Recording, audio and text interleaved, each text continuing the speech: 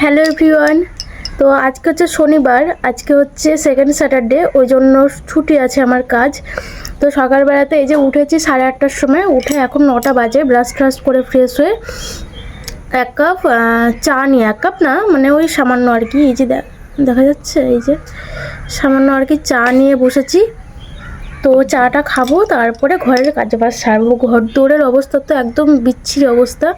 আর আমার গলাটা একটু ভার ভার, মানে ঠান্ডা লেগেছে আমার ভীষণ, মানে মনে হচ্ছে। তো কিছু করার নেই, ঠান্ডা লাগলেও। আজকে ঘর বারান্দা একদম পরিষ্কার করতে হবে। ঘরে ঝুল হয়েছে অনেক, ঝুলগুলো ঝেড়ে তারপরে কি বলে জামা কাপড় প্রচুর আছে আমার হাজব্যান্ডের সারা সপ্তাহের কাজের জামা কাপড়, ওগুলো সব কাচতে হবে। প্রচুর বাসন কোসন আছে, কালকে রাতে একটু ভালো মন্দ রান্নাবান্না হয়েছিল। ভালো মন্দ আর কি, মানে এই খিচুড়ি আর এই ফুলকপি আলু কষা। তো ওটা আমাদের কাছে ভালো মন্দ, আমার খুব ভালো লাগে খিচুড়ি খেতে, ওই জন্য বলি।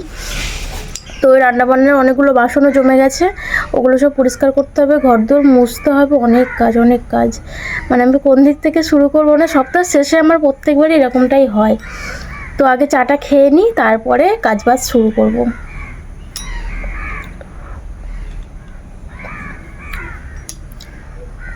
চাটা একটু পাতলা হয়ে গেছে, মানে পাউডার দুধটা প্রায় শেষের দিকে।